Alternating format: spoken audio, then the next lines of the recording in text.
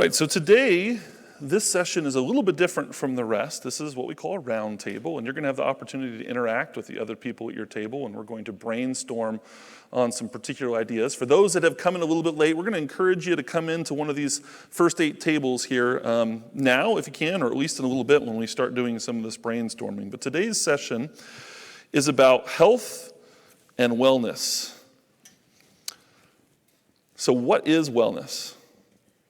The Global Wellness Institute defines it as the active pursuit of activities, choices, and lifestyles that lead to a state of holistic health. In a little bit here, I'm going to show you what we call the wellness wheel of all the different things that wellness encompasses. And what I want to do for the next 10 minutes or so is to share some ideas and concepts about wellness that are certainly trending right now.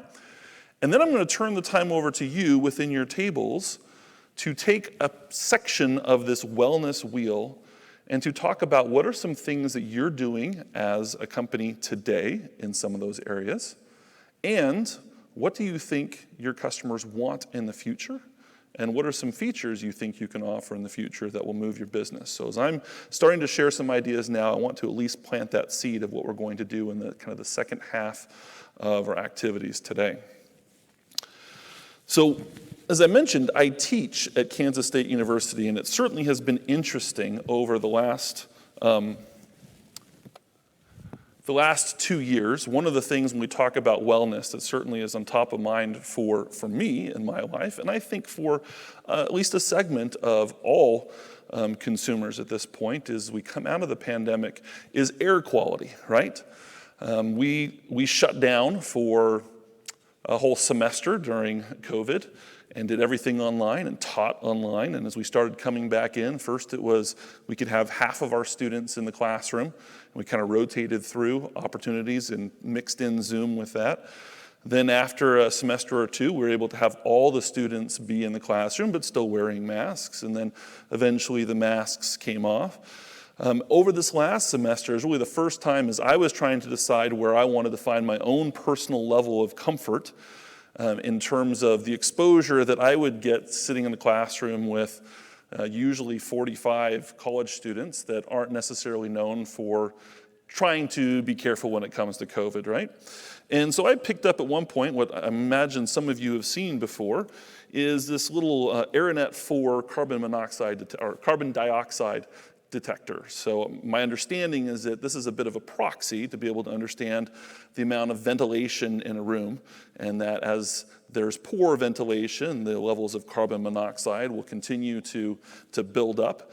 And I wanted to see in the various places that I go throughout the week, including the classrooms I teach in, my office in the business building, church on Sunday, my house, where these levels are.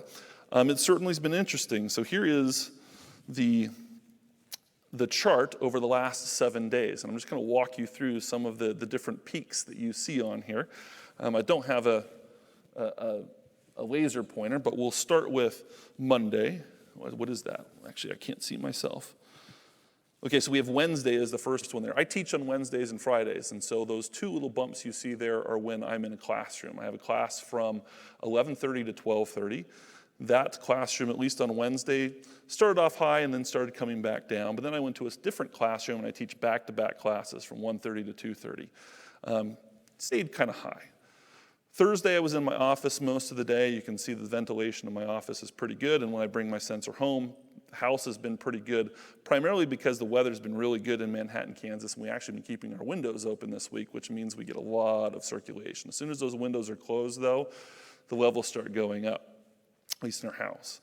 Friday, you see the same thing. And for whatever reason, that first classroom that I went to, this is where you see the first peak in red, doors were closed, same as usual, but that day, it peaked pretty high.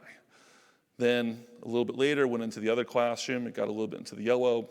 You can see when I went back home. Sunday was good. I was at home all day Sunday until the afternoon. And all my kids and family were in my bedroom in the evening for a couple hours as we were watching movies, and you can kind of see the carbon monoxide kind of creep up Sunday night. Monday is interesting. I did teach again on Monday, so you can see the big peak in that first classroom, and then you can see my second classroom, and then you see me getting on the planes. So I had a layover in Dallas. That was the first, well, the very last peak was the plane from Dallas to Phoenix. You can see that the circulation on the plane was not very good, and the peak before that was the small little jump flight from Manhattan to Dallas. So it's interesting to see, and I imagine that more and more people are going to be conscious of these type of metrics, and I know some of you are already conscious of them as you're looking. Now, what I think is fascinating is that you can see, as soon as I got to the hotel room last night, that sucker dropped right down to 500 and was pretty much 500 the whole time I was in the hotel room. And even right now, here in this facility, we're sitting at 495, which is a really good circulation. So no surprise. So just an example of one of many aspects of wellness that are going to be creeping more into the level of consciousness for our consumers. So why is this important? The wellness real estate industry is expected to total $134 billion in the coming years, including a focus on wellness architecture, wellness design, and biophilic design. Now, I'm going to admit that was a word I hadn't heard of before. How many of you are familiar with what biophilic design is? Okay, good. I'm not the only one. There's a few of you that are good. Good for you that know. For the rest of us, you're like, what the heck is that, right? So, biophilic design, here's a little bit of a background on that. Another example of wellness. Biophilic design is increasing occupant connectivity to the natural environment through the use of direct nature, indirect nature, space and place. You see an example here of a biophilic studio that you can see incorporating nature into the living space. What we see with wellness and a lot of the focus on these areas of the wellness wheel I'm going to share with you is that in the single family market, that focus on wellness and a lot of the features that centered around wellness are helping boost the price for houses that sell. Now, we may not have seen as much adoption within the multifamily industry yet, but we know it's coming, and we can certainly see some of the high-end properties are starting to incorporate many of the same wellness architecture, design, and features that we see in high-end single-family housing. So for biophilic design, for example, ways that you can bring nature into the architecture and design of multifamily, and there are certainly some projects both in the United States and internationally that are really doubling down on this, as I see an example here. Focus on environmental features, natural shapes and forms, looking for natural patterns. I think even some of the design and architecture of this relatively new convention center that's been refreshed definitely features some of the, instead of the square, we get the feeling of being under a canopy of trees, both in here and outside. Focus on light and space, bringing more light into the building. Focus on place-based relationships, helping people feel like they're connecting with where they are, and then evolving that kind of human nature relationship.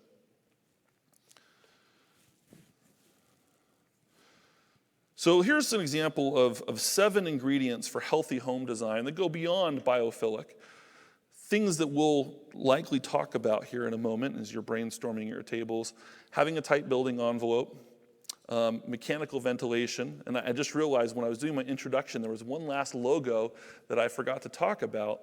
For the last 2 years I've served on the board of our local affiliate of Habitat for Humanity, and currently I'm serving as chair of the affiliate. And our latest build in our community recently won the National Innovative Design Award, and it's a small single-family house.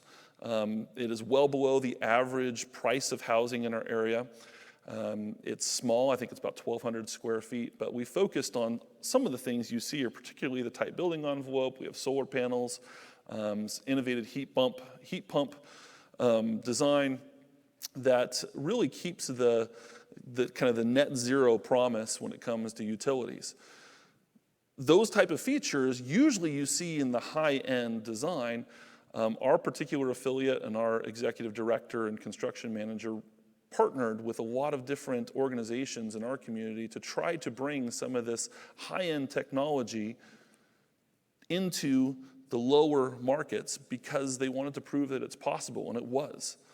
Other items here: mechanical ventilation, air filtration, properly sealed duct openings, optimal natural light, trying to keep the level of VOCs, volatile organic compounds, low when you're talking about different adhesives you're using throughout the home, the carpet pads, other things that tend to have high VOC content, and also looking for VOC-free paints. Other examples of wellness design, focusing primarily on biophilic in these pictures. So now I'm going to reveal this wellness wheel and start giving you your assignments. So what we see here on the wellness wheel is 3 different sections: the green, the blue, and the yellow. The green represents psychological components of the wellness wheel. Blue represents environmental. Yellow represents physical. So for psychological, we have mindfulness, family and social experiences, nature experiences, spiritual experiences. In environmental, we have air, which we talked a little bit about today, water, light, sound. And in the physical section, security and safety, one that I'm familiar with from my career, sleep, food and nutrition, and fitness. So with this foundation, here's what our round table is going to be today. At the front of your tables on the ground, you're going to find an easel. Can you go ahead and grab that one that's at your table and just hold it up so everyone can see it? At least for the first 6 tables, I've assigned your category. So this particular table is going to focus on the psychological elements, the 4 green circles, and I'll leave this up on the board, on the screen, so that you can see it. These 2 over here were blank because I wasn't sure how full we were going to be, so we were going to decide afterwards what we're going to assign you. So we'll do that right now. Let's go ahead and have that far table if you'll be environmental, and this closer table if you will be physical. And then what I'd like to ask is for the table over here, if the 2 of you could join this front corner table so we can kind of fill that table out. So what we're going to do for about, I think, 20 minutes is at your table, I want you to look at the 4 areas that belong to your segment and answer 3 questions and start filling that out on this paper. And if you need to go to other papers on there, you certainly can. The questions that I want you to answer are threefold. First, what do you at that table currently offer today that fits within the wellness edict for your section? So kind of say, here's the things we are doing. Second, what are you hearing from your clients? What are they saying they want that you don't have currently? And then the last one kind of ties into the second one is, what features can you add or expand in the wellness category to drive more business? So this is an opportunity to be a catalyst, to share ideas amongst each other at the table, brainstorm, talk about things you want to do or that you wish you could do. And then the fun part at the end of the 20 minutes is you needed to have a representative from your table who's going to come up here to the podium and give a 3-minute walkthrough of the things that you answered. We're going to do that for each of the tables. So I'm going to do the best to kind of manage our time. Our goal was to be done by 3:55, and then we've got a few housekeeping items before we let you go at 4 to your next component for today. But for now, we'll start the 20-minute clock. We'll turn on some light music as you can start brainstorming together at the table. Any questions? Everyone understand what you need to do? Can everyone read what's on there? Especially the back table here. You can see the assignment okay? Hopefully make it? Okay. All right, we'll turn it over to you.